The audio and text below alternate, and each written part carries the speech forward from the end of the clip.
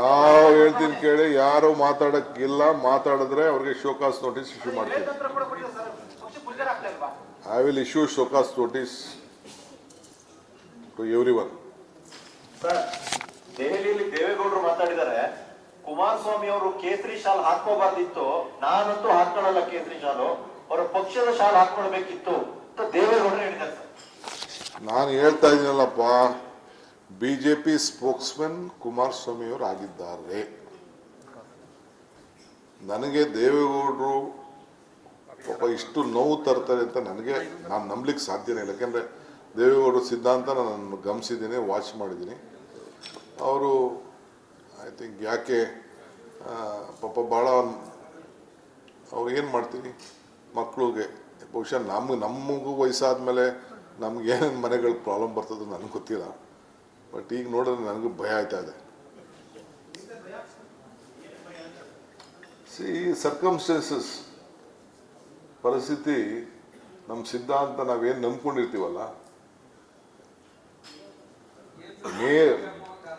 ಬೇರು ಮರಕ್ಕೆ ಬೇರೆ ಎಷ್ಟು ಮುಖ್ಯನೋ ಹಂಗೆ ಮನುಷ್ಯನಿಗೂ ಕೂಡ ನಂಬಿಕೆ ಮುಖ್ಯ. ಸೊ ಆ ನಂಬಿಕೆ ಯಾವುದು ಒಂದು ಸಿದ್ಧಾಂತದ ಮೇಲೆ ನಾವು ನಂಬಿ ಕೆಲಸ ಮಾಡ್ತಾ ಇರ್ತೀವಿ, ಅದು ಚೇಂಜ್ ಆಗೋದಾಗ ನಾನು ಏನು ಹೇಳೋದಿಲ್ಲ ಬಿಡಿ, ಅವ್ರಿಗೆ ಬಿಟ್ಟಿದ್ದು. ದೊಡ್ಡವರು ಅವ್ರು ಏನು ಹೇಳಿದ್ರು ಪ್ರಸಾದ ಅಂತ ಸ್ವೀಕಾರ ಮಾಡೋದು. ಕುಮಾರಸ್ವಾಮಿ ಅವರು ಇವತ್ತೊಂದು ಸ್ಟೇಟ್ಮೆಂಟ್ ಮಾಡಿದ್ದಾರೆ, ಕನಕಪುರದಲ್ಲಿ ಕಲ್ಲು ಹೊಡೆಯುವವರನ್ನ ತಗೊಂಡು ಬಂದು ಶಾಸಕರು ಸಂಸದರನ್ನಾಗಿ ಮಾಡಿದ್ರೆ ದೇಶ ಹೊಡಿತಾರೆ. ಆಯ್ತು ಬಿಡಿ, ಏನ್ ಮಾಡ್ತೀವಿ, ಕನಕಪುರ ಜನ ಕೇಳಿ.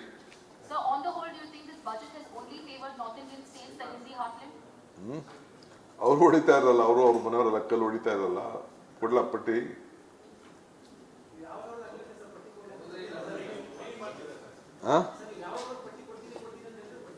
ಕಾಯ್ತಿದ್ದೆ ಅಸೆಂಬ್ಲಿಲಿ, ಮೊನ್ನೆ ಲಾಸ್ಟ್ ಅಸೆಂಬ್ಲಿಲಿ ಕಾಯ್ತಾ ಇದೆ, ಎಲ್ಲ ತೆಗೆದುಕೊಂಡು ಮಡಿಕೊಂಡು ಕೂತಿದ್ದೆ.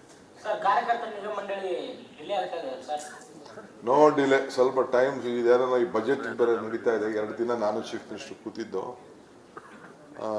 ಎಲ್ಲ ಲಿಸ್ಟ್ ಬಂದಿದೆ, ಇನ್ನ ಮಾಡಬೇಕು.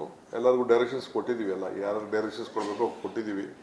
ಕೆಲವೆಲ್ಲ ಡಿಸ್ಟ್ರಿಕ್ಟ್ ಮಿನಿಸ್ಟರ್ಸ್ಗೆ, ಆ ಸಂಬಂಧಪಟ್ಟಂಥ ಇಲಾಖೆ ಮಂತ್ರಿಗಳಿಗೆ ಏನೇನು ಹೇಳಬೇಕು ಎಲ್ಲ ಹೇಳಿದ್ದೀವಿ ನಾವು.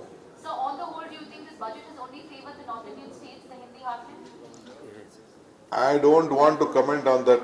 It is a great injustice done to the Karnataka.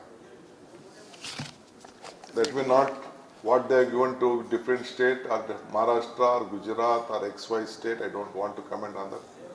We have not got share which was supposed to get. Great injustice is being done by the seat of the finance ministry and the BJP NDA government. Thank you.